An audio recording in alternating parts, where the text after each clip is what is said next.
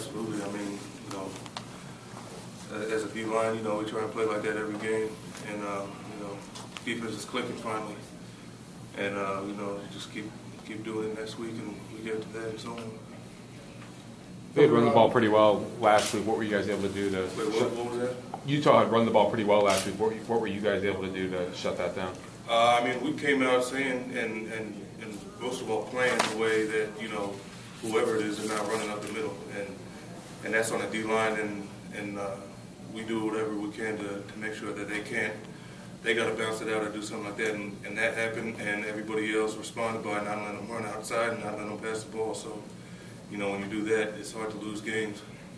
How big was this win for you guys? I mean, knowing that you guys hadn't had a conference victory and you guys really won. It was definitely huge, a big victory for us, and especially for the morale and our record and everything like that. But just to prove to ourselves that as long as we do keep working hard and everything like that, that things will start turning out better, because those the UW Oregon and SC game, we didn't stop working hard, and we were working hard and coming up short. So this just proves that you stay on that track and things start looking better.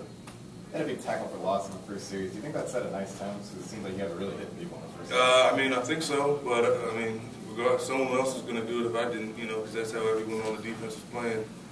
And yeah, we all tried to set the tone. So luckily, I came out with that tackle, but everybody was making big plays today. So. Herb, you've had a very good season to this point. What's behind your play this season as a whole? I mean, I'm just trying to get better. It's my senior season, it's my last season. I'm trying to make moves, and I'm just trying to play the best I can and put myself in a good position to get to the next level, because that's my goal, that's my dream. So you got to work towards that and do whatever it takes to do that. And everything's been paying off so far, and I'm just going to keep trying to get better, keep working on it, and hopefully things keep going in the same direction that they've been going. But it's nothing, no magic, nothing special. It's just hard work. Trevor, with the offense kind of being inconsistent the last couple of weeks, as a defense, did you feel like you got to go out and kind of carry this team and make sure we put ourselves in position to win? I mean, we feel like that regardless of the offense. It's on us whenever we're on the field. It's on us to do that and to hold them to no yards, pretty much, or at least as many yards possible, and not letting them score. So, I mean, it's definitely a relief when we get off the field and get some more rest, and it's a morale booster for us when we see the offense moving the ball and then getting into the end zone and everything like that. So I think it goes hand in hand. They play well, we play well. There's a lot of negative stuff being written and said about the team in the last week. How much of the players?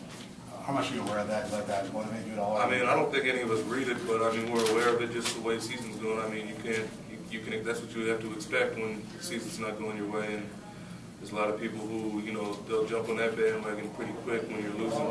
But at the same token, as soon as we start pulling back up, people start coming to more games and everything like that. So it's, at the end of the day, it's all about us. It's just people in the team and in the locker room that really matter about this season. And which way it's going to go.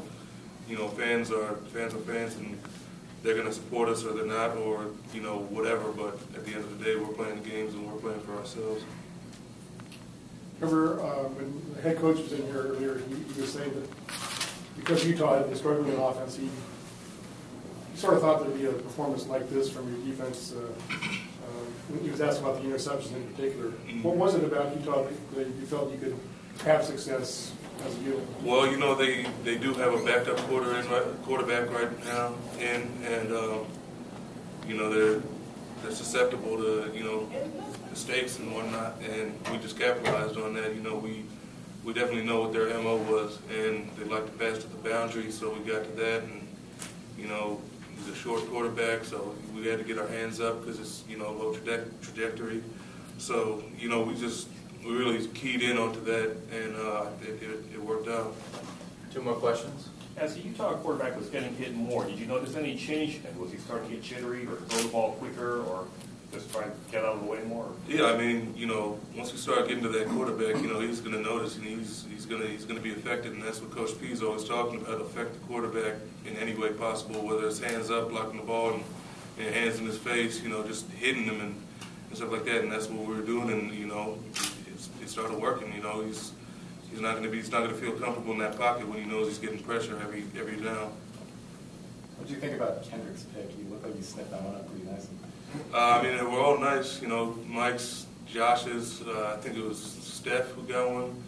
I mean, they're all nice. They're all picks, and they all put the offense back on the field. So you know, however it gets done, if we get the offense back on the field, it's a good pick. Thanks, Trevor. Yeah.